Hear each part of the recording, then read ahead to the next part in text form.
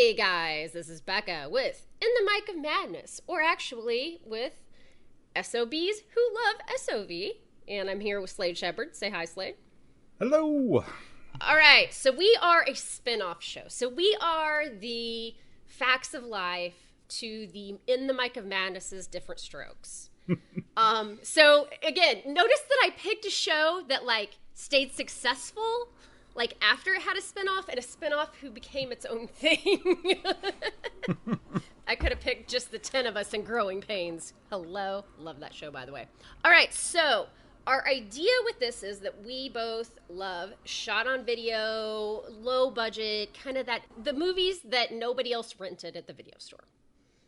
Is that fair enough, Slade? They sit and collected dust for the majority of people. When people took and rented them, it was because of the covers. Right. It wasn't because of referrals. And that's what we are. So the reason why I have to set that out there initially is because, yes, this is all about SOV, shot on video. But the first movie we're going to talk about was not shot on video. No, it was not. Because we are rebels. So today we are going to be talking about The Basement, which is a Super 8 movie. But it's all within that same realm. We figured that the fans and the people who made those movies, I know that they would argue, no, Super 8 and video are not the same thing. But to us fans, this is all the same kind of realm.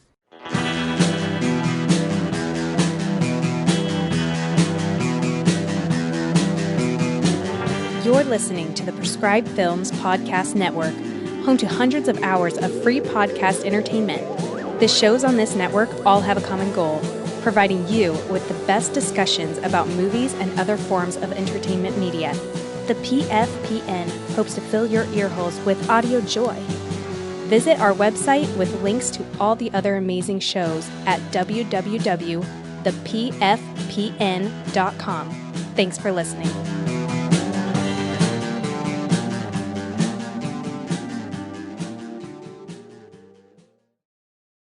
Slade and I bonded on a very large horror group of which we will not speak. I think The Basement, that set, was one of the first things that I was like, oh, gotta have. So Slade posted this. It's from a place called Camp Motion Pictures, which you're going to be hearing a lot more about in this podcast. And it is a VHS DVD set of The Basement and 5 other films, and he posted it, and I was like, I have to have it. So that's why we decided to do this movie first, because we bonded over that. And then some trailers started coming out for a book called Analog Nightmares, which is a book. It's by Richard Mogg. It's called Analog Nightmares, the shot-on-video horror films of 82 to 95. And so we both got that, and so then we just started sharing our stories. So here we go. Slade, tell us your story, why you love shot on video / low budget / video store trash movies. Okay. Hey, folks. Well, what really got me into taking and watching shot on video or just film altogether was I grew up in rural Appalachia, and I was never the kind of kid that like to go hunting or fishing or anything like that. And I lived out in the middle of nowhere. We're talking 35 minutes to the closest town. So outside of Walmart realm or Kmart realm at that point in time. Walmart was even further Yeah. away. It's close to an hour to the local hospital. I was in the middle of nowhere. So video games and movies slowly just became a very important part of my life. I'll take it I've fond memories of the first time that my dad took and rented a VCR, brought it home, one of those huge ass top loaders, and they had a lock on them, they were in a little case, and they had a lock, and they had to take them off, and they had a carrying handle. Yes, couldn't afford one. Do you know? Because we were poor, right. Super poor, and it was a huge deal. And my father rented a whole bunch of war films. I think he got Platoon, and I wasn't allowed to watch any of it. I was supposed to go back in my room, but I could hear it in the other room, and I knew that these are movies that were just not too long ago had been on the big screen, and I'd only been to one film in the theater up until that point, and that was The Land Before Time, which ripped my fucking heart out. Yes, and then when you hear about the little girl who was the voice actress in that movie, look it up and go cry, people. Okay, we're gonna stop killing my childhood. We're skittering past that one. Okay. But when I got to be around 10 or 11 years old, I was allowed to actually go with them to the movie store and take in rent films. And my family only went there once or twice a week, and they had a deal where you could rent 5 movies for 5 days for $5. And because we didn't go back, I couldn't take and get any of the new releases because they were due back within a couple of days. Right. Couldn't handle and we just didn't. I had to take and mow lawns, my lawn and my grandparents' lawn, just for enough money to take and rent films. And video games. So I took and rented movies, by so many movies this way. And oh God, it was pretty much all I did in my free time. And was that and read, and these movies became my escape from all the stuff that was going on in my life, because it was kind of rough growing up down there. I'm not gonna lie. And he's come out a successful adult. So look at that, it can happen. I have a similar story, so we are the success stories of white trashdom.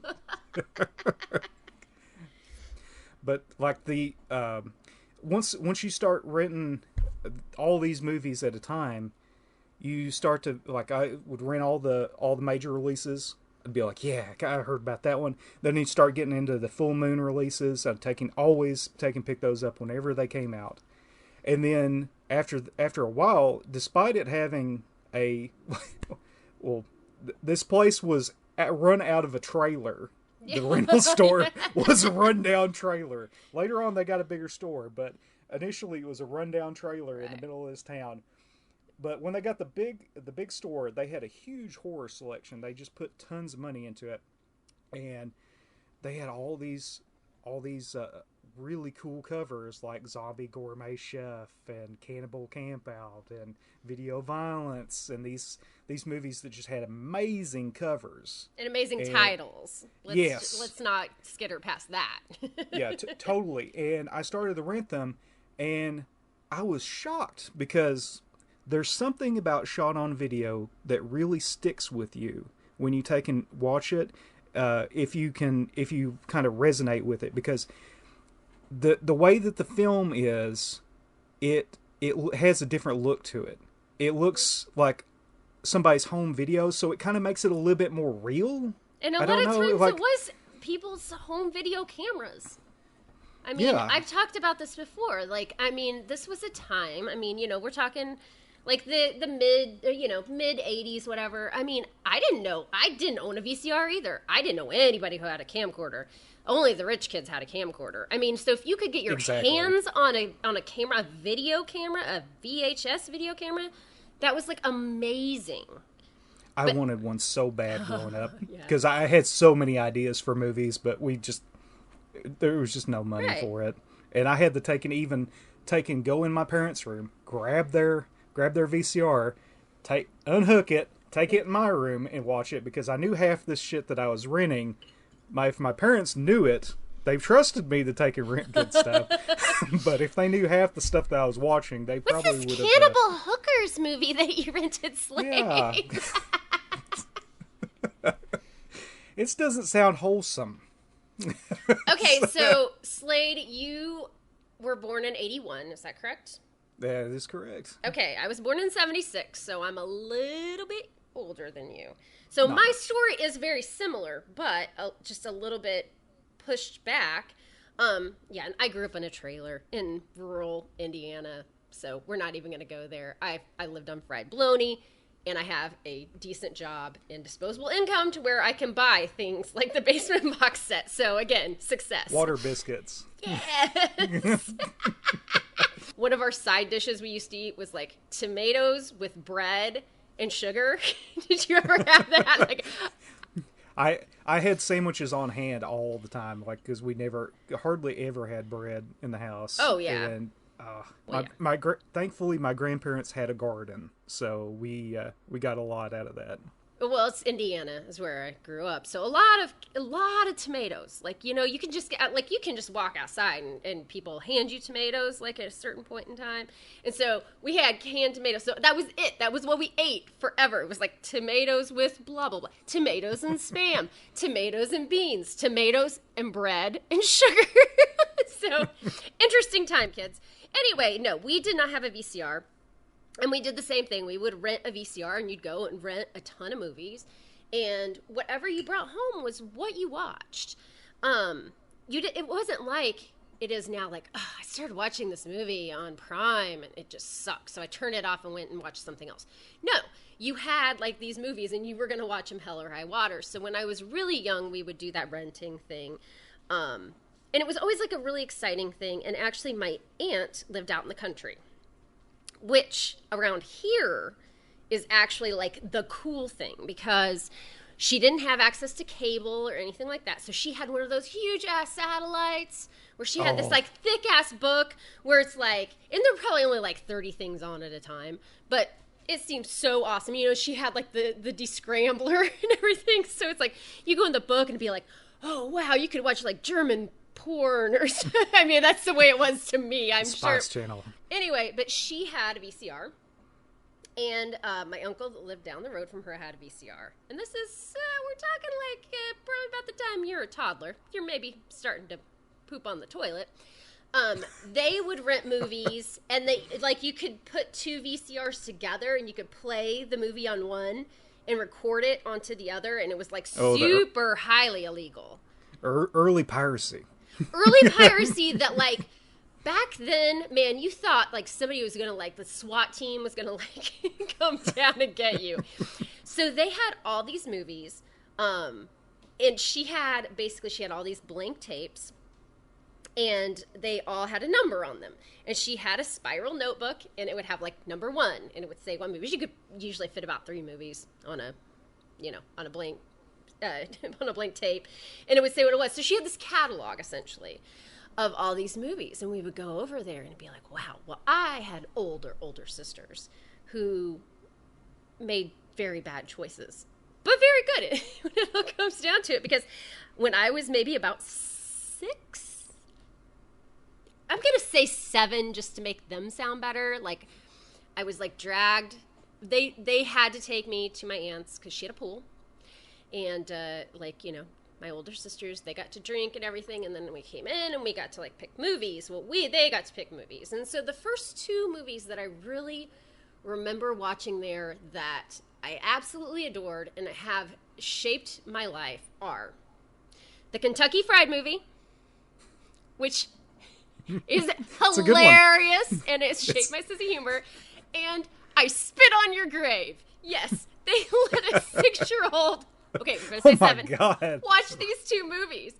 But you know what? They really shaped, like, everything about me. Like, the movies that I like. And even I Spit on Your Grave, I was too young to know, like, what sex was. I certainly didn't know what rape was. And all I saw there was these boys are being mean to this girl. And this girl is not going to have it. She's going to get back at these boys. That's all I saw. And that stuck with me. That's why I love Rape Revenge, by the way, people. I'm not subversive. That's kind of the correlation in my, you know, adult mind from my childhood.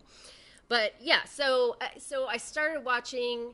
I was always scared of everything. I was always intrigued by trailers and that type of stuff. But then, like, as I got older, I, like, got out of that, started watching Friday the 13th on, like, USA marathons, watching USA Up All Night, watching Joe Bob Briggs, all that jazz. And then when I got kind of old enough, and we actually did have a VCR, we had a video store called Video City. And I was thinking about this today. I'm rambling. I'll edit a lot of this, I promise. The guy who owned it, Kerry Scott, actually is probably responsible, aside from my sisters making bad choices, Kerry Scott was probably responsible for a lot of my love for a lot of these movies and a lot of horror. And he was really into it. And he would get everything.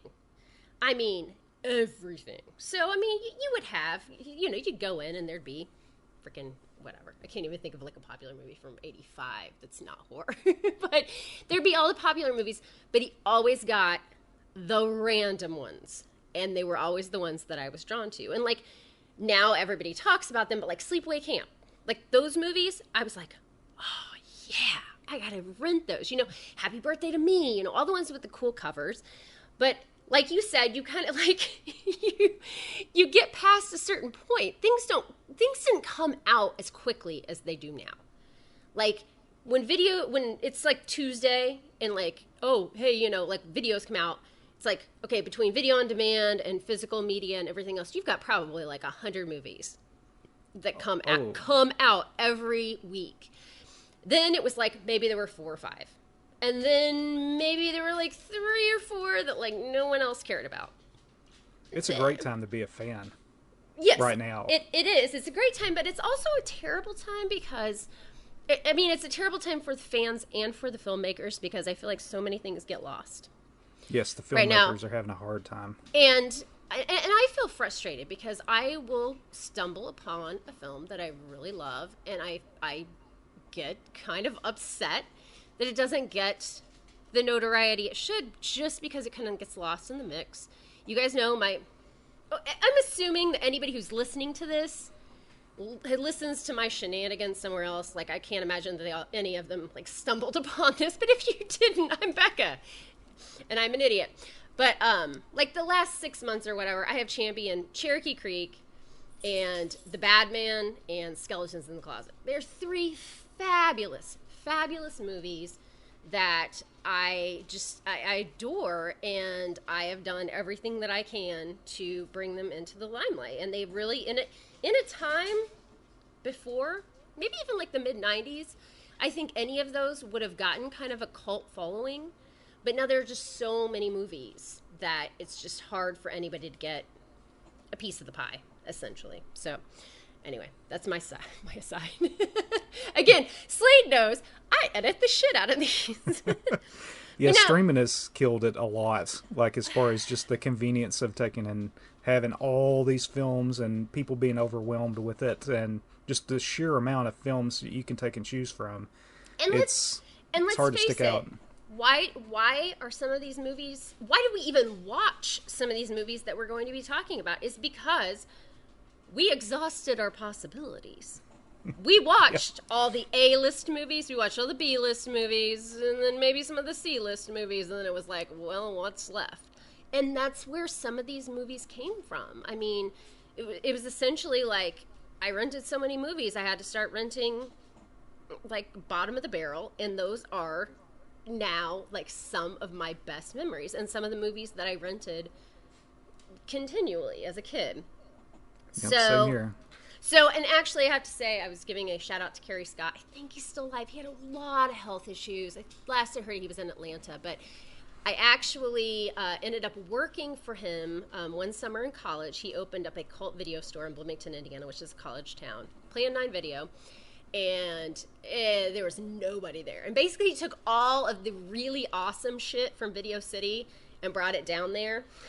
And so that's where I fell in love with, like, Herschel Gordon Lewis, like Russ Meyer, like all the nasty grindhouse sexploitation, blaxploitation movies. You know, I would sit there all day and, like, I would trade cigarettes for movies with the guy who worked in the head shop upstairs, and I would just sit there and eat Pop-Tarts and, like, smoke cigarettes and, like, watch Twilight Zone all day and, like, have maybe 2 customers. It was beautiful. Not for him, but it was beautiful for me. So our co-host of In the Mike Madness, Jason Smith, he always likes to say nostalgia is a powerful drug, and it is. It really is. Okay, so Slade, would you say that most of these movies we're going to talk about are great movies? I would say that they're great to me. Exactly. I think that given the budget and the constraints that these people were working with, in addition to the freedom of information back then, you had to know somebody to take in you were taking in making these effects out of nothing. There were no schools for it. There was no Party City. No, there was nothing like that. And these people said, hey, I'm going to take and make this dream a reality. And people like Todd Sheets taking and getting the Poloni brothers taking and getting worldwide distribution when they're so young. I mean, the Polonias were in their teens, and Todd, I think he was in his early 20s, taking to have his movies around the world. What were you doing when you were in your 20s? Okay, so I was also a video store girl all through high school. So small town Indiana, I worked at the cool video store. I was like, that's like being, like, it's like being Judge Reinhold in Fast Times at Ridgemont High. Like, you get the great job and everybody wants it, and they're like, how can I get into All American Burger? But, so the 90s, the early 90s were kind of a dark time for that kind of stuff, for any kind of horror. But I remember renting a movie that I absolutely was like, this is so awesome. I love it. I recently bought the Blu-ray restoration of it. There's Nothing Out There. Rolf Konevsky. And I was 16 or 17 when that came out. And I only figured out in the last year, he was only like a year or two older than I was when he made that. And I think my life would have been different had I known.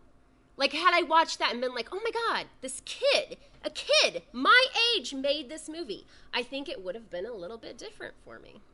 And Craven totally ripped that movie off, too. Yes. Oh, that makes me so mad. Go get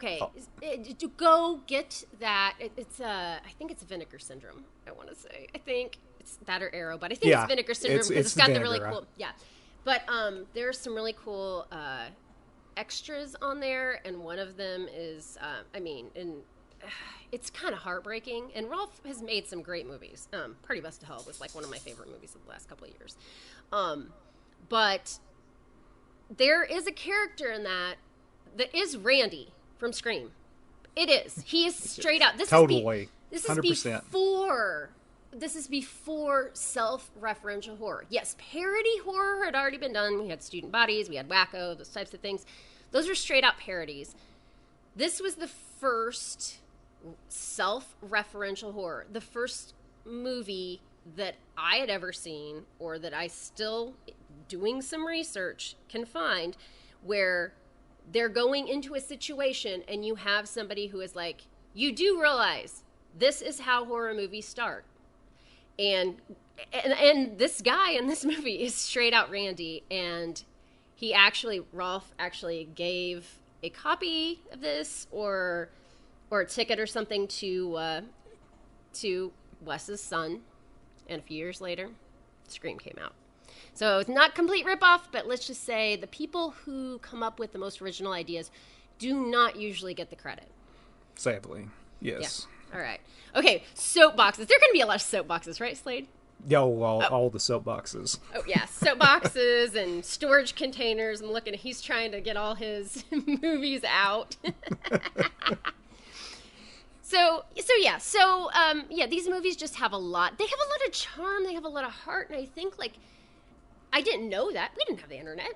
We couldn't look these movies up. We didn't recognize any of the names. We just looked at the box and said, hey, this looks pretty cool, and took it home. And it was like, oh, this is really gross. Yeah. But now that we're older, and Slade has done so much more of this than I have. Slade is the, expert on all of this stuff. Shot on video, the directors, the backstories, and is just such a fan, and I'm so enamored by him. Slade! Oh, you're sweet.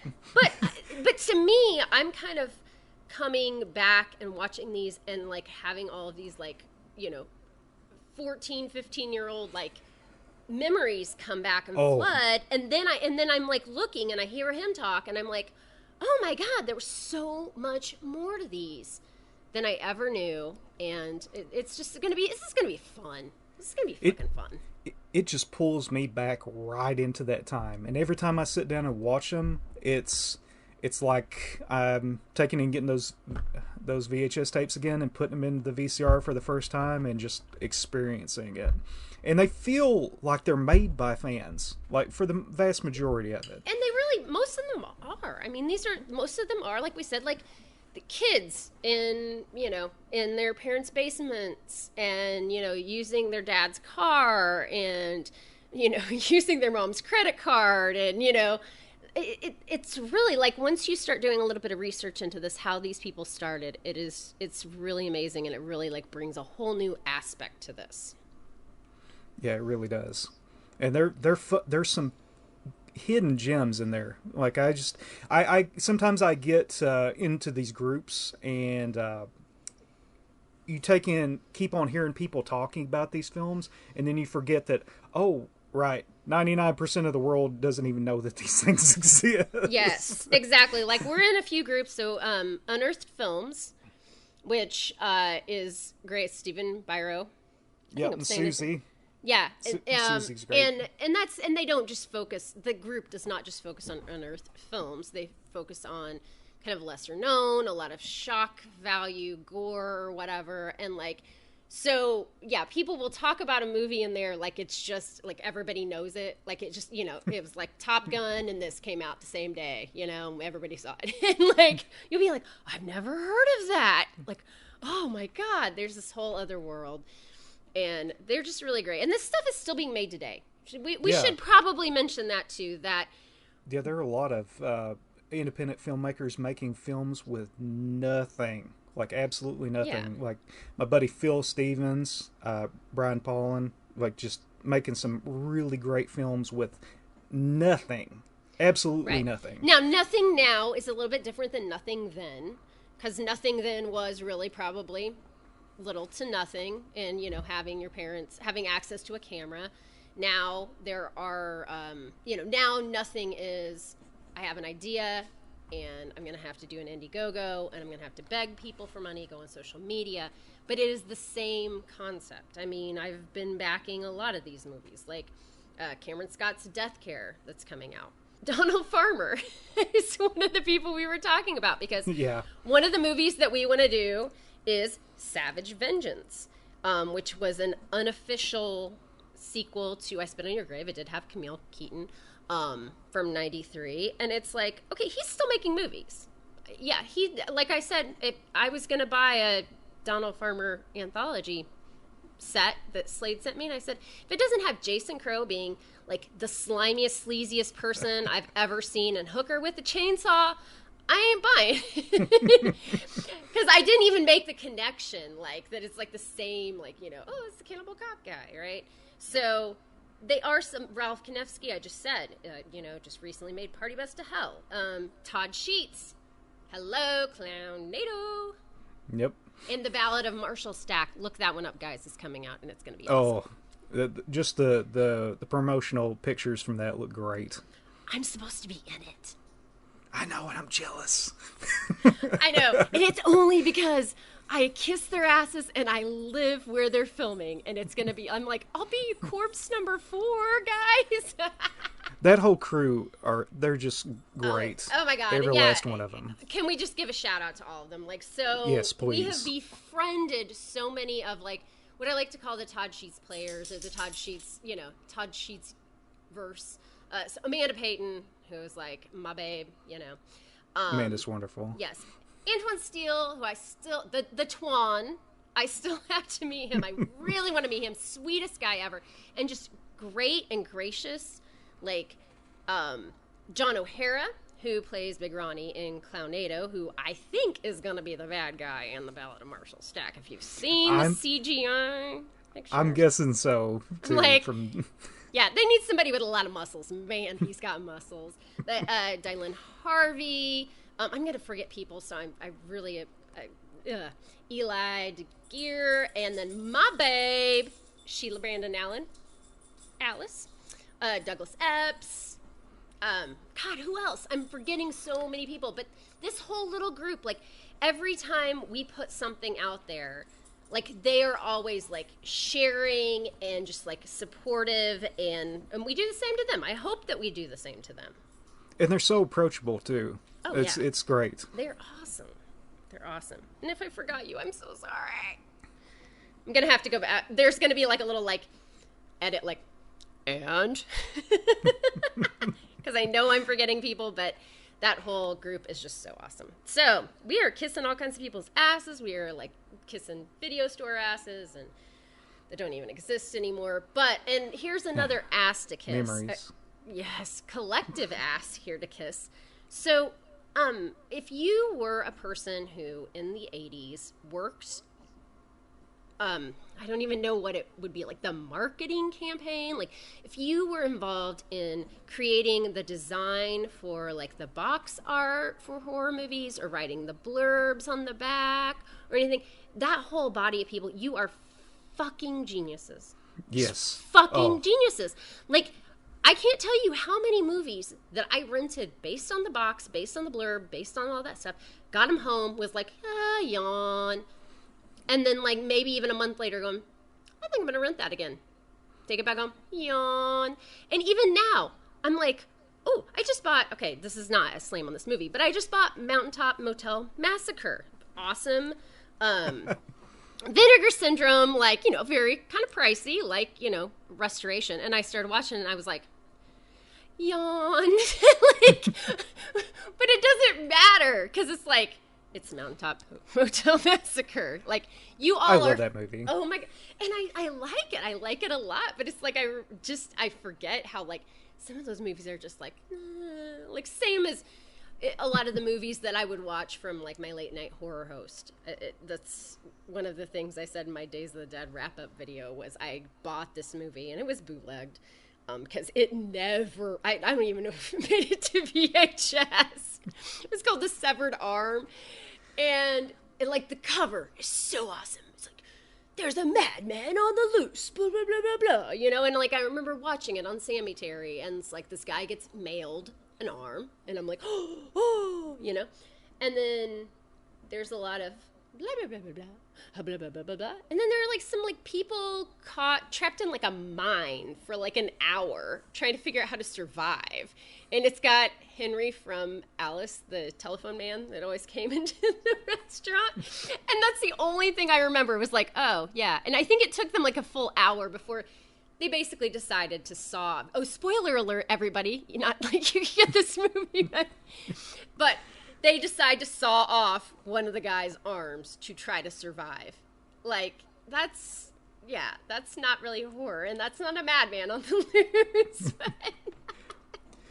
God, can we have those beautifully drawn, painted VHS covers back instead of the CGI crap we have now? That's and there have just been constantly rehashed. Yes, and there have been some great ones, and I will say that is still one of the first things that I will look at. So, just shout out some people. Sean Jones, Camp Killer. I wasn't a huge fan of the movie, but I saw the cover, and it was recommended to me, and I was like, this cover is great. And then come to find out, like, he did, like, a bartering thing with a friend to do that. She Kills from Ron Bonk. See, I'm going to be name dropping here, too, because I'm going to be hitting some of y'all up for some stuff. But, you know, brain picking and all that jazz. Interviews. Yes, please. Ron Bonk. Love you, Ron Bonk. But, like, She Kills, you know, low budget movie. Great fucking poster. I mean, so there are a lot of people who are artists who are still out there doing that thing. But yes, like, even the like, quote unquote normal movies of that time were all, like, hand drawn. Like, gonna throw out some really random ones, like, you know, like the Great Muppet Caper, that was a hand drawn one. The Best Little Whorehouse in Texas, like, I just remember those, like, really nicely cool, like, very outlandish. There's always, like, some kind of crazy, somebody's got their legs in the air, somebody's, like, screaming, you know, it's just, like, this very, like, crazy outlandish shit. I love those, but yes, we need more of those, don't we? I know one that I hate that I continually see that I've talked to Jason Smith about tons of times is the stupid one from Absentia that continually gets reused over and over and over again. God, I hate that so bad. Put it in the ground. It needs to go away. Yes. There are the ones that are just, it's like, could you guys do that again? Although I did buy 2 Vinegar Syndrome Blu-rays. I'm gonna have to tag them. Like, can you give me a promo code for my next purchase? But I bought Madman and I bought the special edition of Slaughterhouse. And it wasn't until I like put them side by side where I was like, I forget, like, they have the exact same fucking cover. Like, they just, flat out same cover, almost the same font, whatever. And it's like, I didn't care back then. I don't care now. But yeah, this is a time where I can, in 5 minutes, you give me an idea, and I'm not creative at all, but you give me an idea, I got Photoshop, I've got Premiere, I can make you an animation, I can make you a picture, I can make you whatever. So it does seem really stupid and cheap when people are just rehashing the same things over and over. When it's like, I could do that in 3 seconds. Yes, yeah. It's lazy, and it's disrespectful to the filmmakers, too, especially if they really put a lot of effort into it. Even if they didn't, it's like, doesn't somebody have, like, a kid who's, like, a sophomore or something that could design something? I mean, I just feel like so much of it is, like, so easily, like, remedied by a decent poster that can be done by somebody who is a complete novice. Yeah. Oh, speaking of good ones, the Clown NATO one was excellent. Clown NATO. Yeah. Shout out to Todd again. Shout out to Todd and John and Amanda and a lot of people there. Yep. Oh, Millie Milan. There's another one that we forgot to say. See, I knew I'd have a bunch. There you go. There we go. But yeah, there are just so many that are great, and something that's coming out. I have no idea if the movie's good or not. I'm hoping it is, but it won kind of our unofficial best poster of 2018 for a movie that didn't come out in 2018, but we saw the poster in 2018. That's Gags the Clown.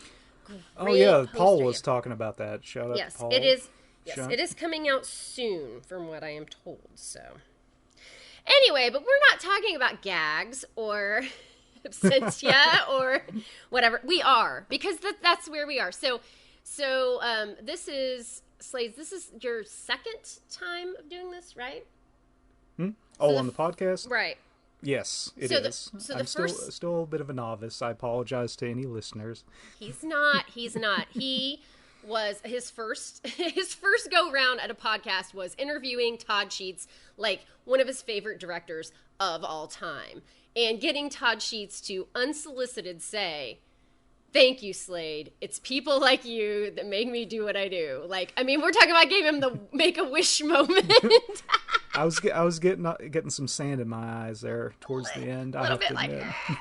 Yeah. I thank you guys for giving me that opportunity. I really do. Yes, Todd was really gracious. He was great. Oh yeah, he is great, and like we've interviewed him since. You haven't, but like our show has interviewed him since. Yeah, and he's been awesome. Like they have given us like movies, like like digital links to different movies and things specifically for me and Slade.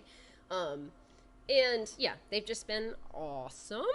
But so we are here. Let's just anyway, the point was I told Slade, I'm like, yeah, we'll talk about this and this and that, for like an hour. And he's like, an hour? And I'm like, well, no. I think we've already been on here for like an hour.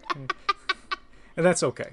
That's okay because we are here to talk about The Basement. So The Basement.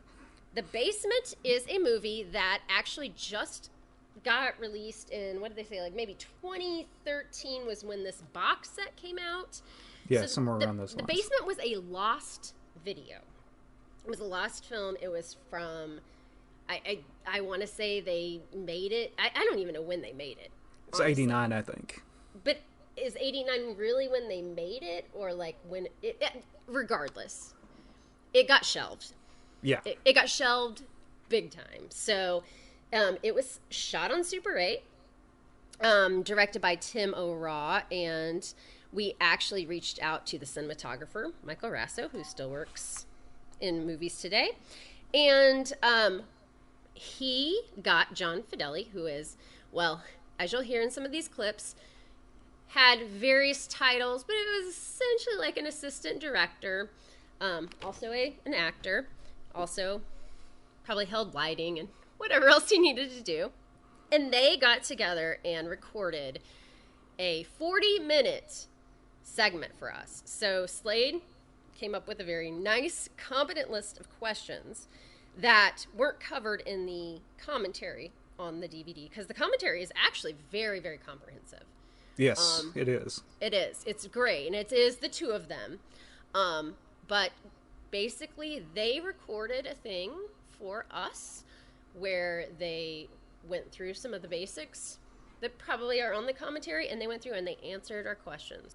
My name is Michael Raso, and I'm sitting here with John Fedele. We're here talking today about the 1989 epic film, The Basement, the 8mm horror anthology. Oh, there you go. Thank you. And this was a film shot on Super 8 and shot specifically for the home video market.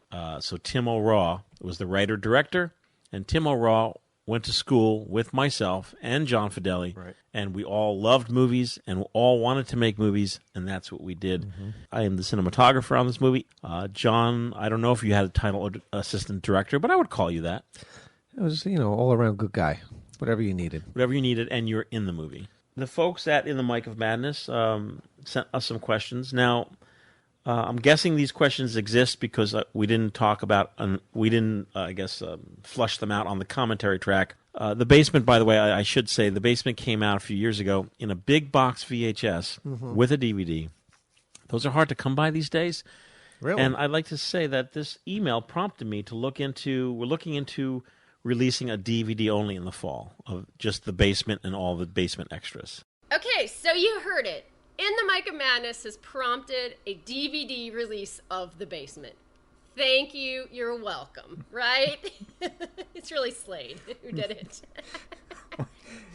It needs it. And, the box set's only going to be around for so long. And if you guys want to take and pick it up, you need to pick it up now because there's limited quantities available. And you can do that at alternativecinema.com. And also, you can find some on Amazon, and it is pricey. He said that flat out, but the box set is beautiful. It is a big box set. It has the VHS and DVD of the remastered version of The Basement. By the way, we are totally we have no association with Michael Raso. We are just kissing his ass because we love this shit. Okay, so it sounds like a commercial, but we can't recommend this enough.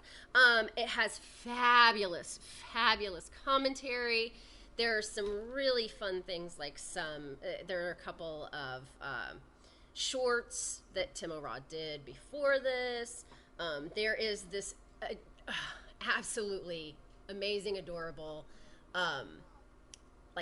news footage of the local news crew going out and basically saying, "Hey, Hollywood's come to New Jersey." So that is actually available on YouTube, and just as a little bit of a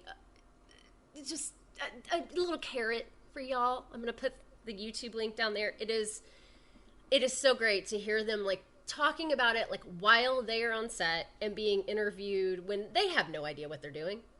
They don't know if this is going to be the next Hollywood blockbuster or if this is going to be shelved. So it is really awesome.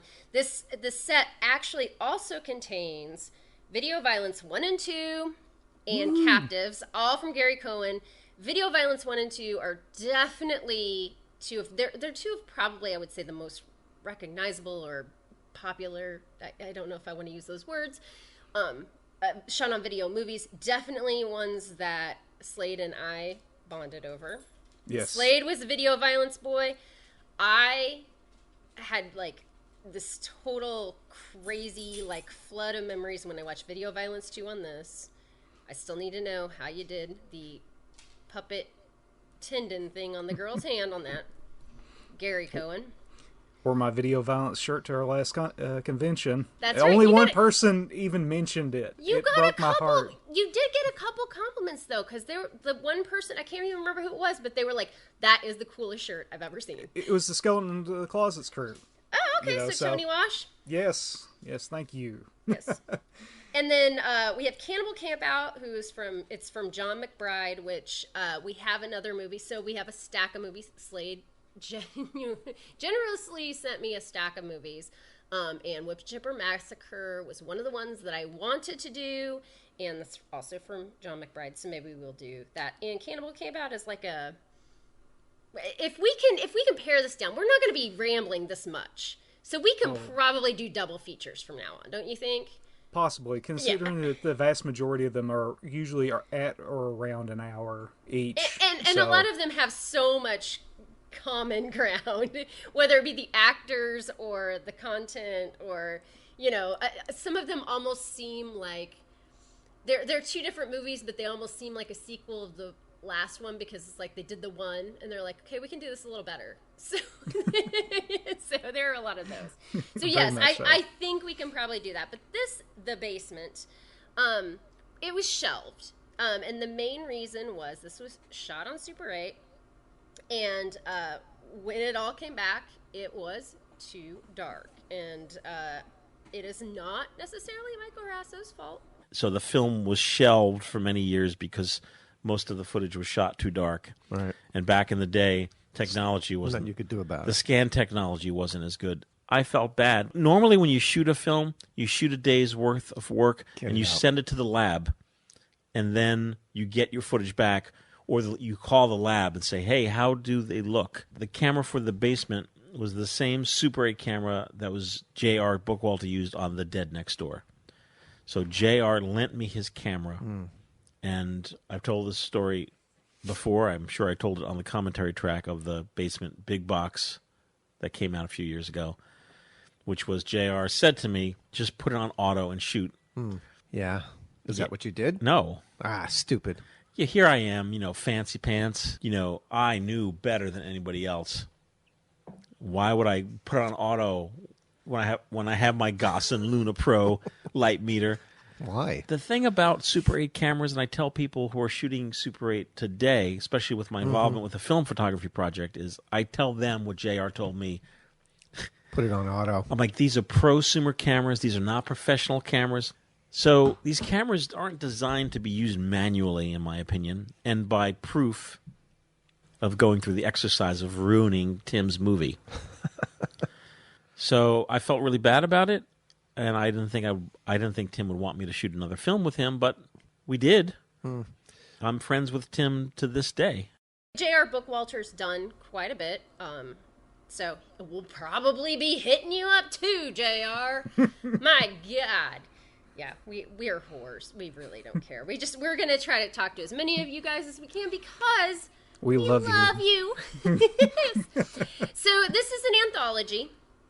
So it reminds me a lot of Tales from the Crypt, like the 1972-ish Tales from the Crypt with Joan Collins and I can't remember who else. But it's basically like people are gathered. These people are gathered in a basement. In Tales from the Crypt, they're gathered in like a mansion. And basically forced to face their sins. And in this one, in The Basement, you've got 4 people who are in this basement. And they are faced with the Sentinel. But he's making them face the sins of their future. Yeah, that was one odd part that I wasn't... Not sure of. And I think, what was it, shot in the director's basement, too? Like his actual basement? Yes. So. They say the thing that's obvious that I think anybody who is watching it would say, and that they are, well, we haven't done these things yet. Can't we change them? But he flat out says, nope, this is what you're going to do. Yep. This is it. So it's... Yep, you're screwed. Yeah, it's like the ghost of Christmas future telling you, but there's nothing you can do about it, so just watch and learn. And there's one story that follows along with that kind of theme, too, which is, yes. I was kind of like, what?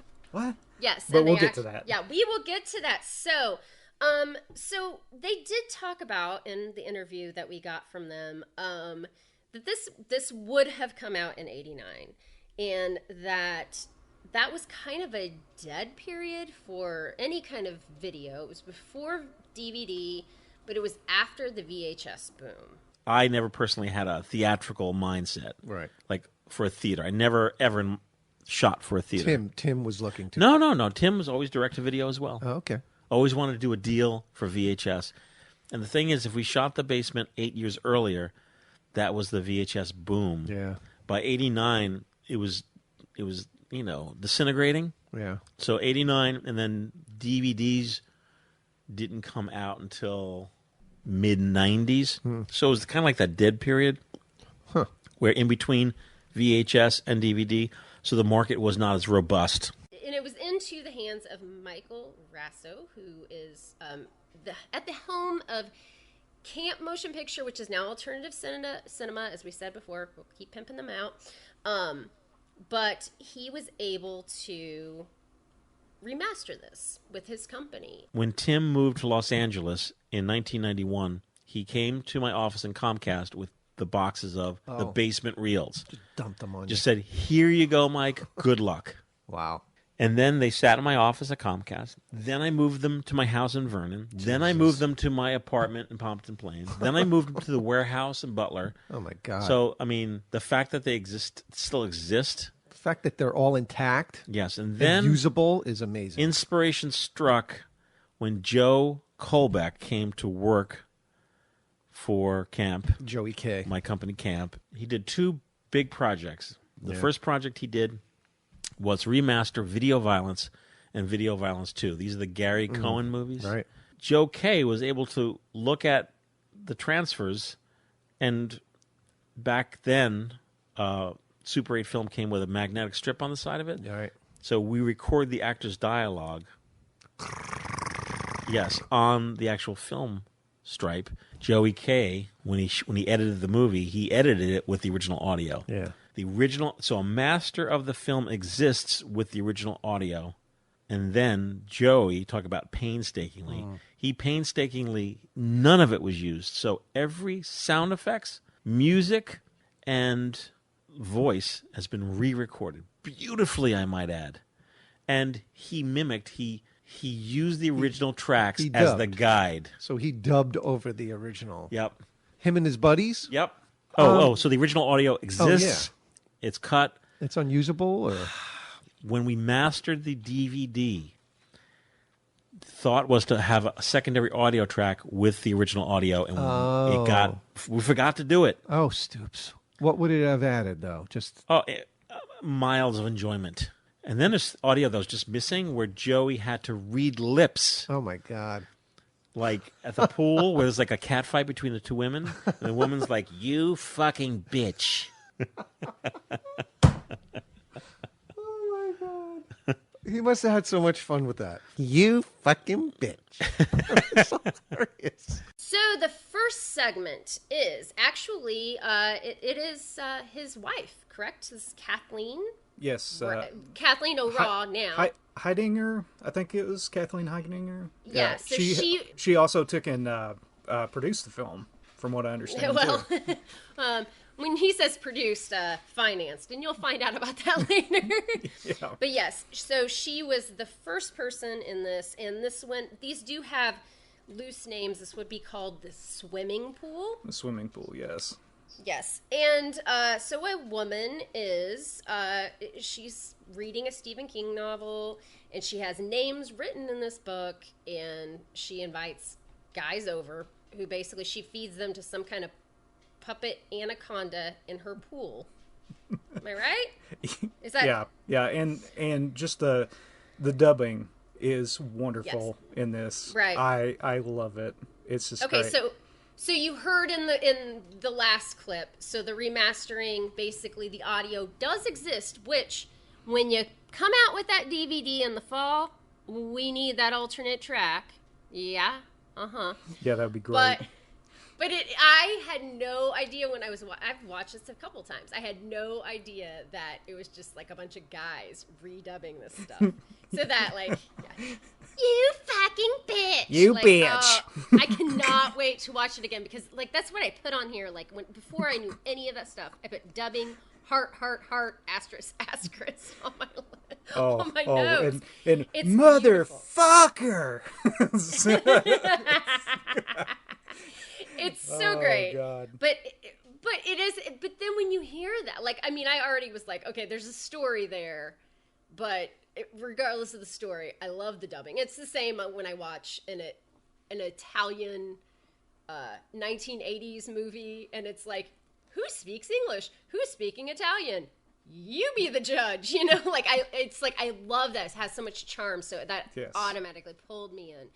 But this is a pretty cool little segment. I mean, it doesn't really go anywhere. None of them really do. But it's like, it makes you wonder, though, if we're going to talk about plot now.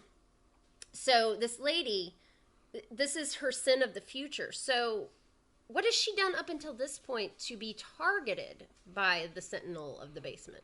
Probably slutting around on her husband with the pool boys. Yeah, but I think this is only like the second or third name.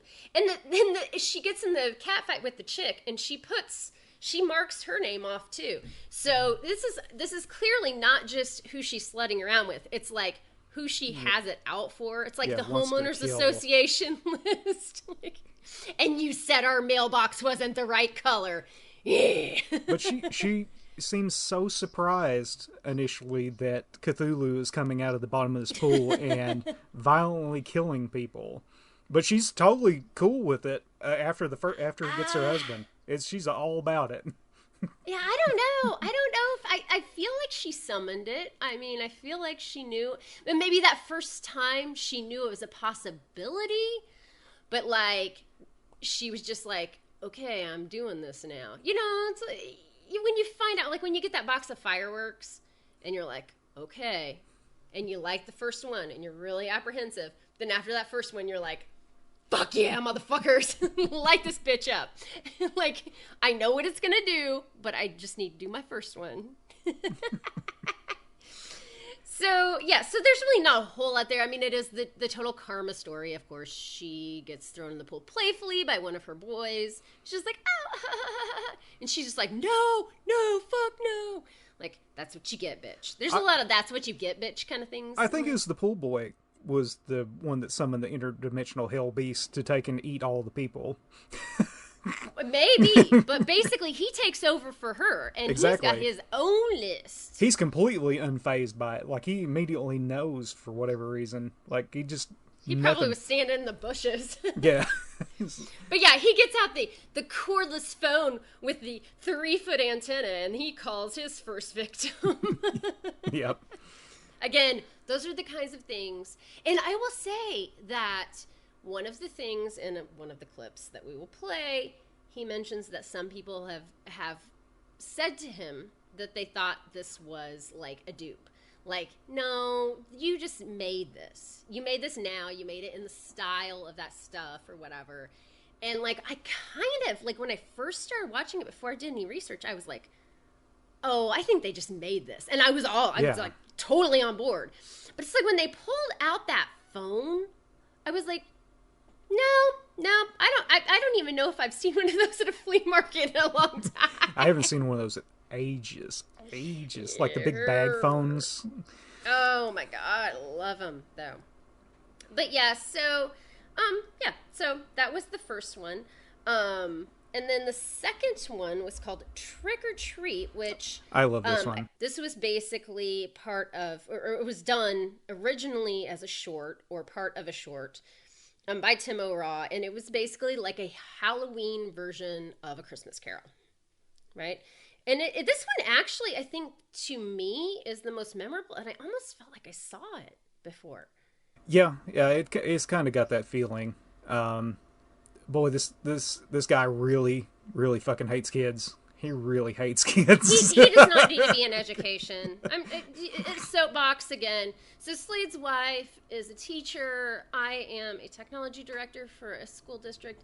And if you hate kids this much, people, just retire or go find something else to do. Because, no, you don't. You just should not be working with children.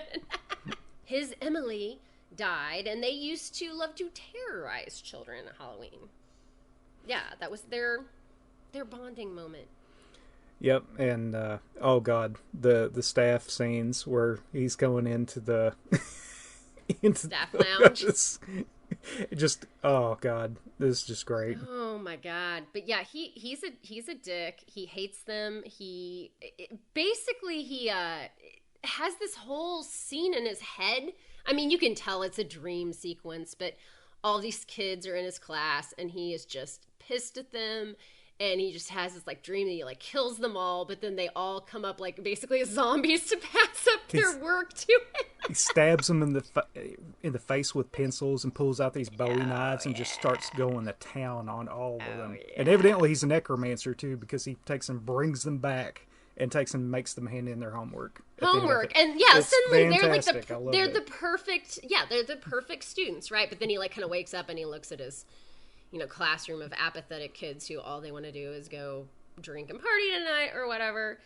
But but the thing is like these are high school kids, right? Yeah, it seemed that way.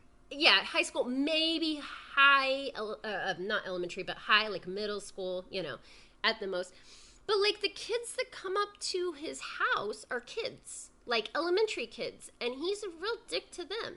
Like, I don't know if he's like, you're gonna be those assholes in my classroom in a few years or what, but he, like, actually eggs some of the kids. Yeah, they never really explain why they hate kids so much. They just really, really, really do.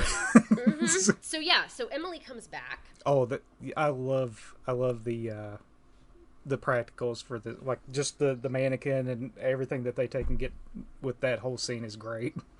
It's fun. And they didn't talk about it a lot in the commentary, and I was surprised they didn't say anything here, and I'm kind of kicking myself that we didn't ask them. But yeah, that's like the very first thing that's on the top of my notes is like, the puppet is great. I mean, she is like up there with, I would say, like the Crypt Keeper or something. She's got a lot of facial movement. She's creepy as shit. She's got that right amount of like facial, like skin deterioration kind of thing going, I thought.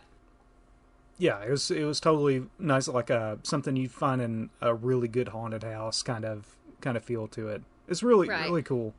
Then she takes and warns them, "Oh, you gotta stop being mean to these kids. You're screwed." Yeah, like why does she have this like change? I'm like, what does it matter to her now? Like she has to sit and look at the top of her. Like what was it that she was like? She had to sit and suffer in her coffin. Well, the thing is, he only ever gets this one chance, and with the subsequent monsters that take and come by, they're just like, you got to stop, you got to change, but he isn't given another chance after that. He got like twofold. Like even in his like future self, didn't get to try to redeem himself. Nope. You're a dick. You're screwed. You're screwed. Yeah. She's got those big boils on her face, and like they had like some pretty sophisticated like bladders and stuff. The cool bladder effects. Yeah, which again, and you said, okay, like the puppet was like something you would see at a really cool haunted house. Today, yes, I could go spend $150 at Spirit Halloween in October and get a really cool witch puppet that looked like that, but not back then. No, and that's again, these people did not have iPhones. They did not have gallons of blood for $5. And I'm not saying anything to people who make movies like that now. But these people had to come up with some shit. And that's just it. When you look at it that way, when you think about taking yourself back to that time, and some of you, actually probably most of the people listening to this were here in that time. But if you weren't, it's hard to imagine like that you had to make your own fake blood. Yeah. I was mad because for a con, I recently ordered some off of Amazon, and it came to me like on my doorstep in like less than 24 hours. And then like when I used it, I was like, oh my god, when it dries, it just looks like dried blood. It does not look like fresh blood. Yeah, and I paid like $5 for a gallon of it. Oh my god. These people are like, yeah, these were just three friends from film school who decided that they were gonna take time out of their lives and make this. Yes, and that's another thing. So, first of all, this actually had a fairly high budget for the time, and we find out what the budget is and how they came upon it. Was there a budget? Yes. The film, The Basement, was not funded by any company. It was funded by the money Tim raised from his soon-to-be wife, Kathleen. Kathleen funded the movie. So self-financed. Self-financed. By his future wife? That's right. Right. He was not married yet. Right. That was nice of her. Probably wouldn't. Well, what do you think the budget was? Well, I think... how much money did we spend? $10,000. 10 grand. We spent all of $10,000. Yes. On what? Film. 8mm film. Effects. Oh, Scott Hart, right. Food. For nowadays, 10 grand is like kind of your average low budget movie thing. But really, like if you think about it, so much of their money had to go towards film. Like actual film. Oh yeah, yeah. Right. I mean, now like that's not even a consideration. I mean, everything's so digital. You don't have to. You may have to pay for like your hard drive, but it's not the same as actually having to buy physical film stock. Yeah, the cost of taking and doing digital filming now versus taking and having all that equipment, whether buy or rent, and all the film reshoots, all that. Like all that's money. Now it's not really taken into account as much. Yeah, and then we get to see the rest of the cool ensemble of monsters, and that demon was really cool. I like that. Yes, I mean, there were a lot of really good effects in this. A lot of good makeup in this segment, I thought. Yep, and the Evil Dead, a la like flying shot when the witch is taken and coming down the stairs, and it afterwards impales him with the broomstick. All right, so segment 3 is called Zombie Movie, and I'm just going to read what's on the back of the box because it's beautiful. Zombie Movie: cocaine, hookers, and reanimated corpses wreak havoc on the set of an independent film. That's pretty accurate. Yes, it is. But I don't know that the cocaine... Yeah. I don't know that the cocaine really wreaks havoc. And the hookers really don't do any. It's just the reanimated corpses that really cause problems. Yeah, the bimbos just kind of get ignored for the most part. They get thrown out as sacrifices. Sacrifice, yeah. Okay, so you want to start talking about this one? Yeah, so we open up with these grave diggers digging up a corpse, and all of a sudden havoc starts popping up as these I guess what was it, Kiss rejects, what the part where the zombies come up and plays the guitar riff, and he takes and says cut, and it for whatever reason just completely random and great. right and not to mention their grave diggers in this movie within a movie are complete hillbillies, like stereotypical hillbillies. Yes. But yeah, so we find out basically this is a movie. Okay, so they're making a movie, and then we get a guy who walks over with a Dead Next Door shirt. And he takes and tells the director that he's disrespecting horror fans with this film. He's giving horror a bad name, and the director just tells him he knows what the kids want. That's right. So he is actually the director of The Dead Next Door, and already mentioned, he's the one who who loaned the camera that Michael Raso did not listen to just put it on auto. Just put it on auto. Just put it on. You know what? When the director of The Dead Next Door says, just put it on auto, just put it on fucking auto. There we go. But yeah, this has got a lot of grainy night footage. So I can see, I can see there, like they were saying in one of the clips that we got, that they had like a B crew and the A crew, and they had like one set of lights. And they were filming like half of it on one side of the lighting and the other half on the other. So yeah, so lighting was a little bit to blame on this one. The Dead start to get really pissed off at the director for taking and insulting Romero's legacy. Yeah, pretty much. Yeah, and nobody believes the Fangoria guy, because the Dead Next Door, J.R. Bookwaller, he's got to be reading Fangoria and later reading, I've got this written down, The Zombies That Ate Pittsburgh. Nobody believes him, and he's saved by his faith in Romero. That's in right. the picture, as these zombies encircle him. And he takes and holds up a picture of Romero, and they all decide that he's all right. That's right. That's exactly it. And you know what? That's beautiful. But of course, then we get the mustachio guy who's been partying with the bimbos.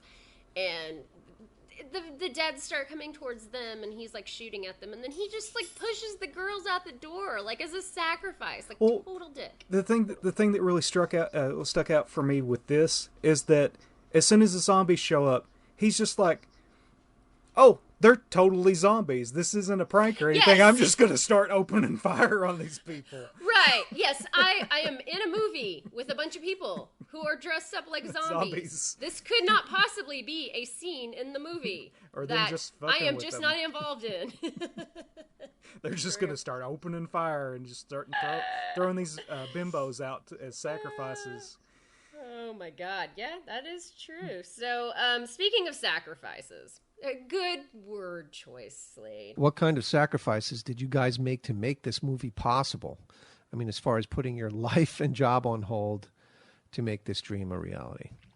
Well, I mean, we didn't only put our life on hold; we put our life on the line. Put our life especially what's the word? We put our life in jeopardy. Yeah, we could have been killed a few times. Yeah, electrical, foolishness. Yeah, stupid. Lack of sleep. Mm-hmm. Jolt Cola, circus peanuts as nutrition. Oh my God! Yeah, it was. What did you put on hold to make this movie? Well, at the time I was working for Comcast, so I was fortunate enough You had vacation time. that I was able to schedule vacation time around What a the movies. vacation! Oh yeah, I also took vacation time. Were we shooting weddings at that time? Was I still shooting weddings? Yes. So I think I might have turned down a couple of weekend wedding jobs. Well, Tim's sacrifice, of course, was that, he self-invested, and that's a big enough He had investment. jobby jobs. Remember, he was working at Blockbuster for the longest time. Not everyone's cut out for it, that's for sure. I mean, we found that out. Yeah, it's hard. You lose people quickly. People bottom out Oh, my God. in the worst possible way. Well, because it asks a lot. You're committed. This is all that's happening in your life. Yeah. Remember, nothing else was going on. Yeah. Like, these were the days before cell phones, too, where there were no distractions. We're in a field.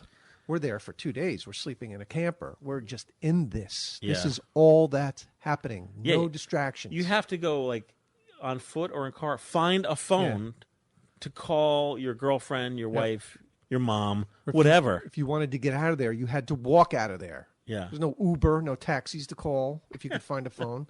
You were stuck in this thing. So you either sucked it up or you just buckled and was like, fuck this, I can't do this. It's too hard. Yeah. As these zombies just encircle the trailer, he's throws the bimbos out as sacrifice. The zombies decide that, they don't even want them. They just run directly past them. And they can get a cut and get a really cool shot of the director screaming with his eyes gone. But I'm not entirely sure. I think they say that he says, "My vision as far as his vision for the film and being as his livelihood as a director are gone now." So One of the things I thought was funny that I wrote down here during the commentary. So they did the commentary in 2010. This was not released till a couple years later, but one of them asked the other one, they were like, "Have you watched The Walking Dead on AMC?" And they're like, "Yeah, it's pretty good." And I was like, "No, I never heard of it." And this is like, it's only had probably been on for a couple months when they did this. So it's funny just to hear that, like, yeah, have you seen that? it's kind of a big deal now. It's kind of a big deal. A big deal. So one of the things, before we get into the last segment, one of the things that Slade had a question about was Tim O'Rourke, the director of all of this. He wrote at least 3 out of 4 segments. He was definitely the mastermind behind this, and they continually refer to him as the go-getter, the one who had the ideas and the energy. I noticed that Mr. O'Rourke only has Ghoul School and another film under his IMDb. Did he move on from filmmaking after that point? Or is it lacking information? Curious as to why he disappeared. When Tim left New Jersey for L.A., his goal was to go out to L.A. and write scripts. Him and his wife. By then he was By married. that time they were married. So Tim went to L.A., stayed there 6 months. There's a massive earthquake in 91 or 92. Oh, right. The big one. Not the big one. The big one. He and Kathy were sleeping in their car because of the earthquake. Oh, Jesus. And then they said, F this, and they moved to Florida. Yeah. When he was in L.A., Tim wrote some scripts under his pseudonym that he sold that were made. Like one, I think is called Midnight Confessions. I think Julie Strain is in it. So he made like late night TV, like sexy noir. Cinemax films? Yeah. Films, so as he we wrote used to the call them? scripts under pseudonyms. So he never disappeared. He went and did other stuff. Okay, so we've got the last segment, which is called Home Sweet Home, which happens to be my favorite of them, despite it probably being the one that caused the most issues with this film being shelved, because the vast majority of it is shot in a house with no power. So it is very, very dark, and there are very few scenes that are lit like extremely well. But I think that kind of, for me, that adds to it. It makes it just really dark and gritty. But we start off, and we've got this guy taking and driving out to a real estate agent's office, and he's got this inheritance from his father. And he's burning a hole in his pocket because he wants to take and be a great writer, and he needs a place for inspiration. So this is not his first trip to the real estate agent's office. She takes and brings out more houses for him to look at. And finally, in a book, in a big book binder. Yeah, who does that anymore? But he takes and is flipping through it, and he settles on one. He says, "I want this one.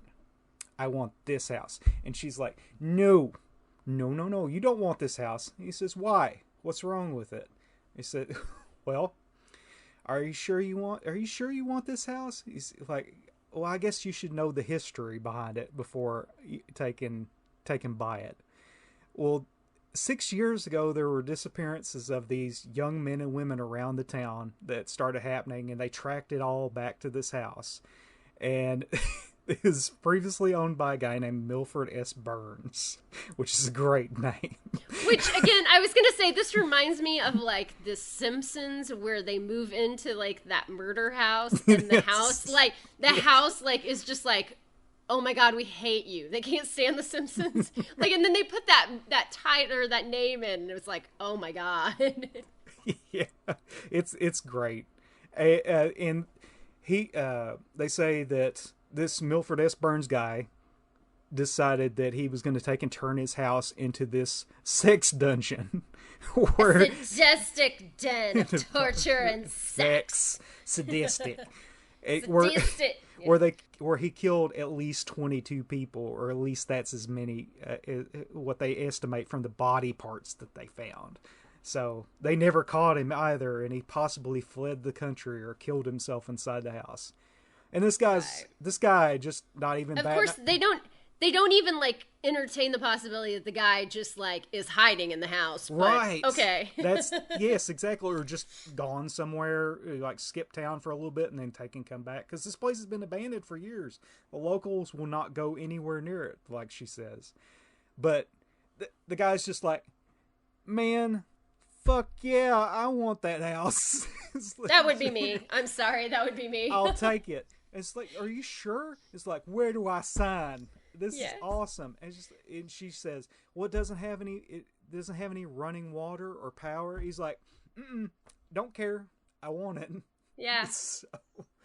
I got beer. I don't care. I got beer and a flashlight. I'm going to go. Which, again, that would be me. I would just be like, nope, I consider it a challenge. Yeah. Total fixer-upper. And get all that blood off the walls. Flip that fucking house. But we switch over to him in the house, and he's sitting there listening to the radio, and one of my favorite parts, which Mr. Fedele takes and makes his entrance, and he's a friend. I believe his name's Peter. Takes and tracks him down via the bitch real estate lady that he takes us in. And which she seemed very delightful, actually. But yes. okay. Yes, very like she was completely fine. Why are they calling him? She was even trying to keep him from buying the fucking house. Exactly. And they proceed to take and find a Jim Beam bottle and have some Jim Beam and sandwiches. Sandwiches. Yep. See, you're making me like this segment more and more. The more you talk about it, the more I realize I have Jim Beam and sandwiches written down. Like, this is pretty good. And what's really weird is he goes from talking about his dad beating the shit out of him, then to recalling to how much he would love this place and just like actual warm feelings about it. I'm just like, you've got this really weird relationship with your deceased father that you need to kind of work out. Okay, and then my favorite part, it cuts to, and it does this a few times, to this like stock footage of the moon. Like an outside scape. Yeah, like it's so weird. Blowing. And they do this like 3 or 4 times, and it's the same, like it's almost like a still picture of like outside and the moon. Like, just to let you know, it's nighttime. Yes, but it's great. I think yes, it's just, I love it. It's great. And they wake up, he wakes up in the middle of the night, and his friends, Mr. Fedele, is like completely drunk, laying on the ground, and he's trying to wake him up because he's hearing sounds, and he gets really pissed off that he can't take and wake him up, so he goes, just takes and reaches his hands out and goes, "Motherfucker!" and walks out of the room. And proceeds to leave his friend there. And then we get my favorite part of the entire film,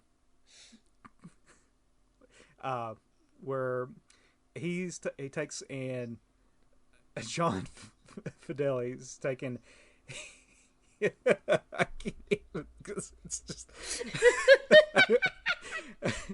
He takes and comes back looking for his friend, and he's getting anally violated by a demon. Yes.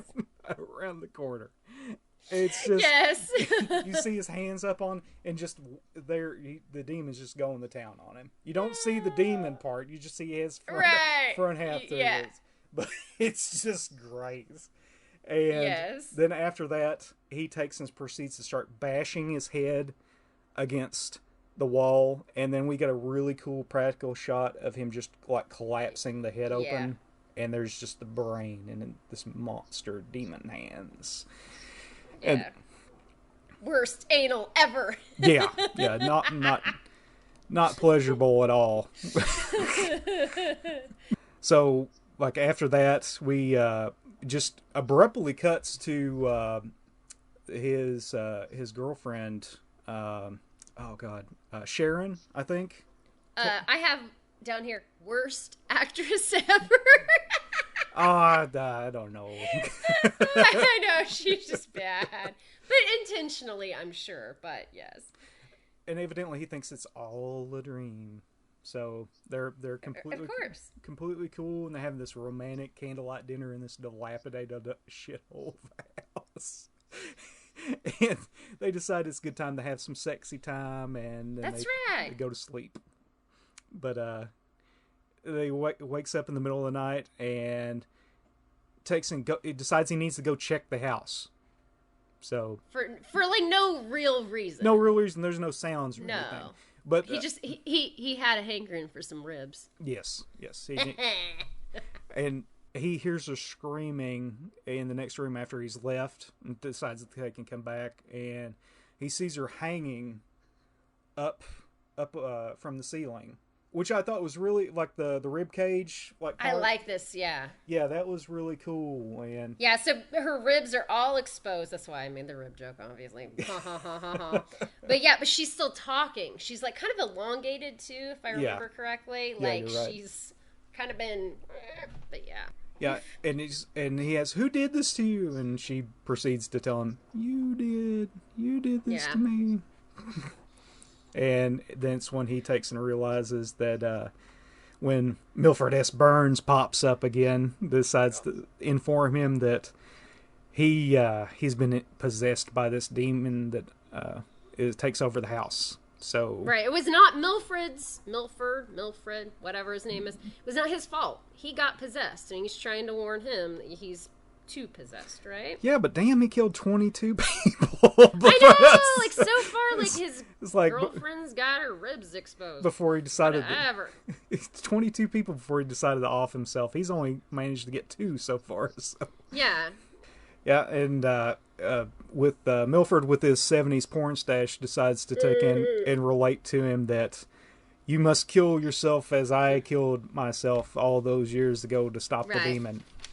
Right. 6 years later, I killed myself.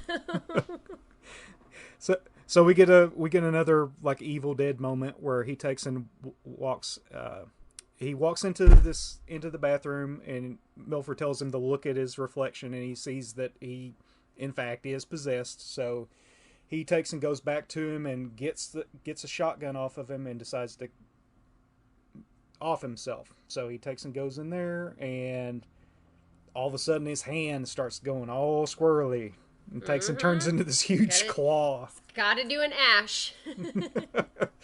So he takes and proceeds to chop it off, and then off himself, and roll credits on that one.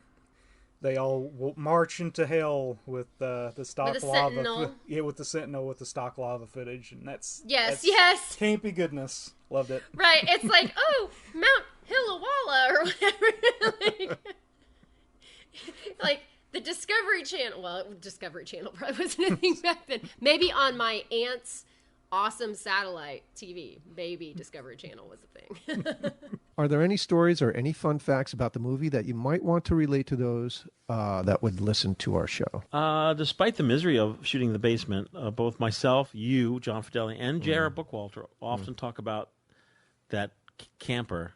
Yes. A night of just hilarious laughing when the camper, I'm surprised, didn't just sink into the ground of mud that we're in. It was just raining, but for whatever reason, I guess we were just punch drunk. We were all in it. Oh, yeah. Long day, miserable rain, horrible conditions, equipment issues, personality issues.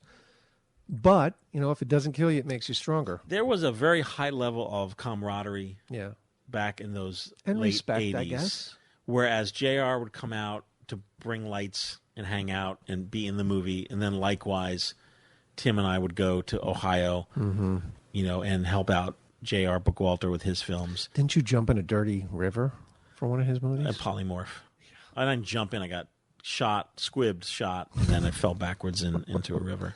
Well, final thoughts on The Basement? What is, if I had to say to you, give me 3 adjectives that would describe the experience you had on Basement, what would you use? Extraordinary. Yeah. Shocking. Those are kind of the same. Okay. They're all going to be, What about disappointing? Were you disappointed with the film at first? Well. And did you ever think it would come to life all these years later after humping around these moldy boxes of film? No. So I guess the third one will be gutted. Like, oh my God. Right. Because you just limped back to your job. Yeah. My job at Comcast, just limped back to that job. Your dreams are shattered and you're back behind your desk. And, as you know, those 20 or 25 days you spend, your energy is completely drained. When you get back to your real life, it's like you're shell shocked. Yep. You have to reassimilate back to the real world. Yeah. Because you've been in this isolation and under intense conditions. And then all of a sudden you come back and everything's fine. And everything's the same as you left it, but except for you. Yeah. It's a very small movie. Not many people know it even exists. Of course. But, is it even worthy of all this talk? Well, it's part of my life. It's part of your life. So for us and for the, the tens of people that loved the movie, that saw it on DVD, how many lost films are there of this budget?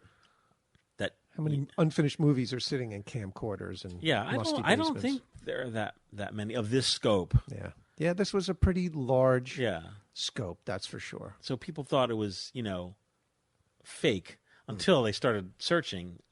And then the connections to JR, you ask around, you find, oh, no, that's real. So I don't think that we should rate these movies. No. Do you? No, I don't think we should, because these are all... they kind of transcend like the numerical rating system. And aside from the fact that, we're going to tell you about 20 movies that we're going to talk about that we've already chosen. So I think we're already booked till the end of the year. So you can pretty much assume that all of these are a 10 out of 10, right? For us. Right. mean, And I hate ratings anyway. Like, I've never been a big fan of it because it's just like, oh, how can you compare, like, Citizen Kane to Redneck Zombies? I mean, I freaking love Redneck Zombies, and I would say, it's a 10 out of 10 for me as far as fun factor goes, but, you know, I can't compare. I don't think it's fair to do that half the time. No, and we have this argument on Different Strokes all the time. So I think on Facts of Life, we just won't have it. But it's almost like there needs to be a sliding scale or like asterisks. Like, this one gets a 10 for blah, blah, blah. You know, it's all about like the filmmaker's effort, their intention, you know, what they were trying to go for versus what you felt. I mean, there are just so many factors. And clearly, I think we can just say we love these movies. Yes, and if you're a fan of shot on video, 8mm stuff like that, you totally probably already know about this. But if you don't, you are gonna like it. Oh yeah, and actually, if you go, so here we go, segue into the next segment, kids. So if you do happen to own or get the Basement big DVD set, so here's some of the movies and directors that we want to talk about in the upcoming weeks and months. So basically, we're going to tell you the ones that we're thinking. So if you have other ones to add to this very lengthy list, let us know. But this also gives you a chance to go try to find some of these movies, because some of these movies are not easy to find. Some of them have not made it to the light of DVD. Some of them maybe you can get in very expensive limited edition things, but you maybe can't get them now unless you find them on eBay. So that is a little bit of the tragedy of some of this stuff, but we will do our best to help you find these movies, right? Yes. At an affordable price. Yep. So the Basement set actually has, and we mentioned this before, it actually has 4 other films that were remastered by Camp.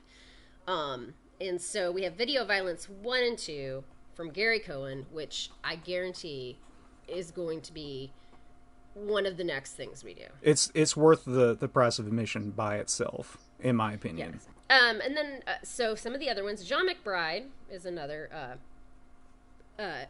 shot on video director that we will be profiling. And we have the Woodchipper Massacre, which I already mentioned, but also Cannibal Campout is one of his films that's on this set. So I'm sure we will be talking about those, right? Amazing box art.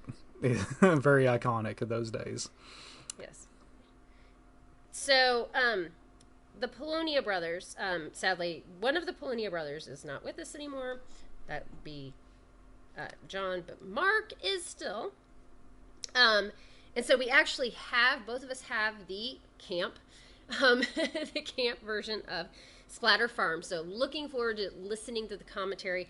I just personally purchased Channel 13 from SRS Entertainment because I was looking at something else and I saw that.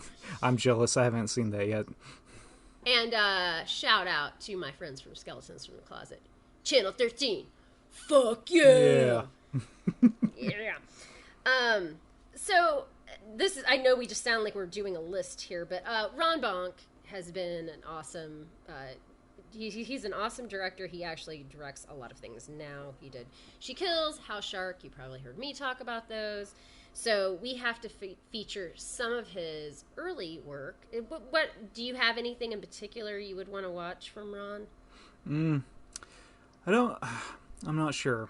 Like if you haven't seen She Kills, you need to. Yes. Like everybody, right. Everybody's that is not listening. shot on video. That's from like 2017. But oh my god, right? That movie. Oh my god, I cannot recommend it enough. It's Love great. it.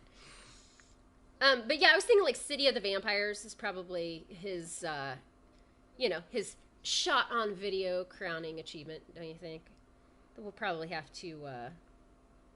To visit. Yeah, for sure. Another one that you sent me that I said I had never heard of.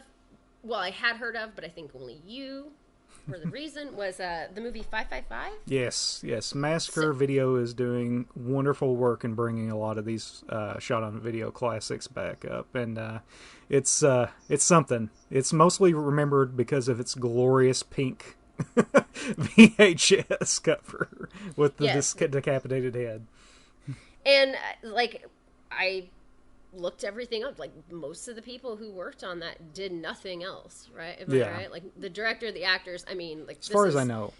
As far as like their IMDb, I mean, I'm sure they did other things. I'm sure all of them are like selling real estate and teaching and whatever. Yeah, nothing. I always want to. Yeah, I always want to make sure that when we say that somebody didn't ever do anything again, we just mean in the filming realm. Yeah, we don't want to be disrespectful to anybody's body of work.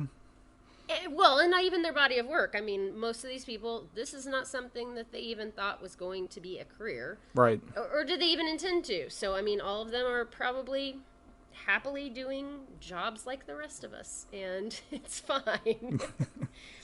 One that I did not realize that was shot on video, and we are going to have to find this, is Fangoria Weekend of Horrors. It makes sense that it was shot on video because it was from like 85, 86, and basically Fangoria magazine did a profile of their first convention that they had. And I am a huge fan of horror conventions, obviously. Yep. Have you seen that one? I have not. We've got to find that because it's like, I mean, if you look at, even within analog horrors, there is a like a poster for, not for the movie, but for the actual convention itself. And it's like, it's got Michael Berryman and like Cassandra Peterson, Elvira, you know, and it's like, it's the grassroots. If you love conventions, like it looks like this is the grassroots of conventions. So we have got to find this. Yeah, like something like the Gold Gorgon videos. You remember those? Yes. Like the preview videos? Oh, love those. Yes. Love those. You know what? You need to come to Days of the Dead in Louisville. I'm thinking about it. Money's a little tight at the moment. Huh? Money's a little tight at the moment. Oh, okay. But, you know, we got to figure that out. And maybe that's when we could do on-site together. We could do the Fangoria convention one. Yeah, we could. I'm gonna look into it. Hopefully we can take and do it. It's end of next month, right? Yeah, I'll see what I can do about press passes. Oh, that would be fantastic. Okay, then of course we cannot do any of this shit without our friend Todd Sheets. So I already hit him up. He's gonna see what he can do, is what he told me. That we wanted to watch Moonchild and Violent New Breed. So those are older. He has actually sent us quite a few digital downloads of movies, but they've been the newer ones. And he sends those very freely. I mean, not like he sends them to everybody, but I mean, we've supported him and interviewed him and promoted some things, you know, so don't think that you can just email Todd Sheets and get everyone's movie. Hey, I like your stuff. Can I see your movies? Hey, we're Dreaming Purple Neon. Kind of get that for free. Yeah. But we will try to do those too. Dark Harvest was another that you sent to me. It has an alternate title. Like, is it Blood Harvest or Bloody Harvest? I can't recall at the moment, but good lord. Because one of those is an alternate title, one of those is another movie, which always happens. I really, like, I've watched that film twice now, and I still don't quite understand what's going on. It's kind of wonderfully bonkers with the scarecrows in it. I think that you'll find some things to take away from it that you'll like. And you know, people, there is not as much scarecrow shit out there that there should be. No. I mean, there really isn't, because scarecrows, they're terrifying. I mean, that's their whole point, right? They're supposed to scare the crows. I think there's more people wearing scarecrow like burlap sack masks like scarecrows than are actually scarecrow movies. So yeah. I mean, you go back to like everybody's scared of clowns, blah blah blah. But I mean, really, were any of us scared of clowns that much before the movies came out? But scarecrows, like, they're just inherently scary. Yeah, just fucking they're creepy. They're humanoid, weird, creepy things. Yeah. Anyway. So then, Tim Ritter, I've hit him up, because, and Bill Casanelli, who's worked on some of the stuff. So we both own Truth or Dare, which is one of the preeminent shot on video films, I would say. And then Truth or Dare 2, which is really called Wicked Games, because Madonna's Truth or Dare, I think, was coming out at the same time. And they didn't know if they could use it or not. But basically, it's Truth or Dare 2. And Bill Casanelli worked on that. And so I'm going to use my pool. We're going to use our pool, right? Yeah. Our pool with Bill. We just got a message from Tim Ritter. I had sent him my podcast is starting a spinoff devoted to shot on video.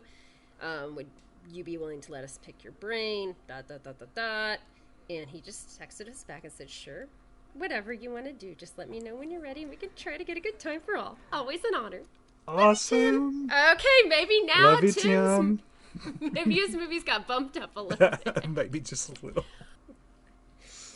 We also have Killing Spree. Yes, Killing Spree. Which is another camp release that we have. Yes, thank you, Michael, for making all these wonderful films come to DVD. Yes, because we did not know until this interview that he was responsible for the camp retro 80s movies, and these are great movies. So it's like keep them coming. And, yes, please. And they don't have to be big sets. They really don't. Like just having a little bit of extras, having some commentary, totally worth it. I don't even care if they're like remastered. They can be, because I never watched any of this stuff. We just want access to them without having to pay several $100s for the VHS. Right, or having to like watch them for free on YouTube, which I hate doing. But if I can't, give us the opportunity. Access to something, yes, if I don't have access to something and I want to promote something or talk about something, then I will. But I don't like doing that. Redneck Zombies is probably it is probably one of the most recognizable of the shot on video movies because it was distributed by Troma. We did do it on In the Mic of Madness. I will probably put a link below, and we did that at the request of said Sledgehammer. Yeah, I was about to say, who's the sicko that recommended that one? It's a great one. Love it. Yeah, and then we already mentioned Donald Farmer. So Savage Vengeance, which is a I Spit on Your Grave unofficial sequel, has Camille Keaton and Cannibal Hookers. I already mentioned that too.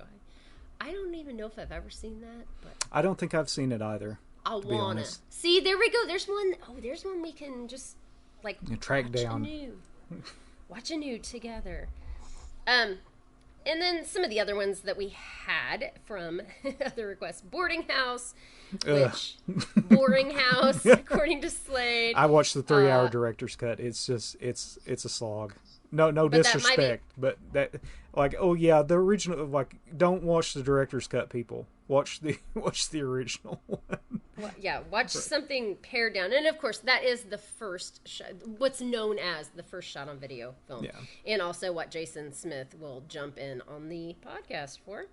Sledgehammer, which is one that we've talked about that I've wanted to see again forever, which might be our next one. Yeah, I'd like to do Sledgehammer. It was like it's more enjoyable than Boarding House to me. It's got a lot of cool scenes, and it was really the second, right? It's considered the second one, right? It was like the Boarding House got brought to theaters and had a lot of money behind it, but like Sledgehammer was unofficially the first one made for the home video market. So Blood Cult takes and claims that, but from what I understand, Sledgehammer was like the one for that, and it's more entertaining. Like it's pretty good. I like it. It's good. Little slasher. Again, there are so many gray areas that we don't do gray. We don't care. Really neat. So I also have to do, and I just mentioned this on our Unearthed Films group, gore horror, because well, that's the name of my reviews. That is what I love to call myself. So we'll have to do that. It's like 93. Eric Stantz, Savage Harvest, which is another one that Slade is chomping at the bit to do. Love that, and Ice from the Sun. Both of them are great. So you're gonna have to send me links on how I can get those. Okay. Yeah, And this one is a not shot on video, but is mistaken as being shot on video, and I will get it to you because it never made it to DVD. And it's a movie called Lunch Meat. Have you seen that? I have. It's been ages, though. Oh, it's been ages. Yeah, that was one that I rented a lot. And the whole thing was that it was actually shot on film, but it was sent back and processed on video. Yeah. So, again, leniency, we don't care, because it looks like it was shot on the shittiest camera you could have possibly gotten, but it's a great one. Are there any others I'm like forgetting? I mean, that was kind of the list that we came up with. Just with just ones off the top of our head, yeah. I mean, Zombie Gourmet Chef is one that sticks with me like hard, just because the VHS cover is amazing. I mean, there's so many. Las Vegas Massacre. God, I can't remember the name of it currently, but yeah, that's the one that I've wanted to take and actually track down the VHS like cut, because the DVD one is just all kinds of extra footage and cut to pieces. So, which I found out recently, which is lame. So I want to take in. Right. I mean, you don't want you want the extra stuff, but you want the intact what you watched. Yeah, it's Las Vegas Bloodbath or Bloodbath, I think is what it is. Yep. Well, let me consult my shot on video Bible here. Let's bring out this big book. Yes. So if you don't have this book, I'm going to plug it one more time. And here I will tell you, yes, it is Las Vegas Bloodbath. You're right. Okay. It is called Analog Nightmares, the shot on video horror films of 1982 to 1995. Fantastic Richard book. Mogg. Great book. It details every released shot on video movie from those times, has interviews with a lot of the people that we just we're talking about. So I believe there's one from Ron Bonk. There's an like 3 or 4 page, like Tim Ritter, interview Mark Polonia. You just go through here and you look at there's actually an index for all the movies, but there's an index for all the directors. And of course, Todd Sheets is probably the one that's got the longest yes, and many thanks to the author for compiling all these. It's great to have it as a resource. Yes, it is, and it's like, and there isn't a lot of guidance on how to get some of these movies, but then again, that all changes from day to day anyway. So, a lot of people in here that, in a lot of movies that, I started going through some of this when I was making this list, and then I was like, I gotta stop, because otherwise we'll just be talking about this all night. Which is okay. Well, not for the listeners, like 4 hour long. Yes, and it is generally okay, but yes, this one will probably be lengthier than, well, I don't know that it'll be lengthier than most. I think we can tackle 2 movies at a time. Possibly. Yeah. Like Linnea Quigley's horror workout. Gotta find that one. Oh my god. Yes. Oof. Yeah. Some really good ones. But yeah. So go watch The Basement. Find it. And if you don't have it, like we're told in the fall, it will be on DVD by itself. Yep.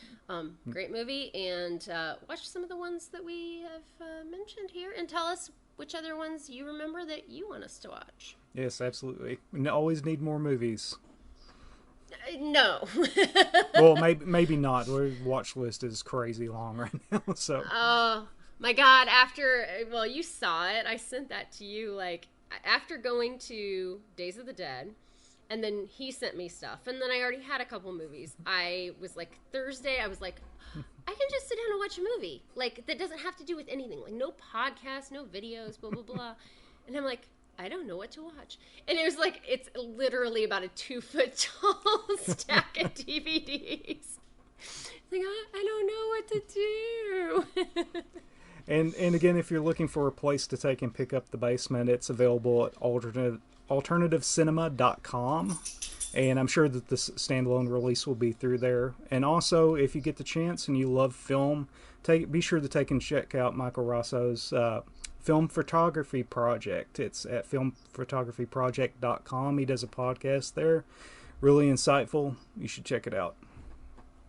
And we're told if you want to talk to John Fedele, then you just need to talk to Michael Raso, because John is off the grid. He does not do the social. Yes, thank you to both of them for taking the time out. It was thank you guys. I mean, it was awesome. They were so thorough about giving us so much more than we even got from the commentary, which the commentary has so much. So I look forward to talking to those guys too, like in the future for other projects, and especially now that we know that Michael is responsible for all the camp things. I think we'll have a nice little relationship with him. Yep, hope so. Hope you like the cast, Michael. And if you don't, well, oops. Then sorry. We suck. Sorry. All right, guys, have a good night. Bye.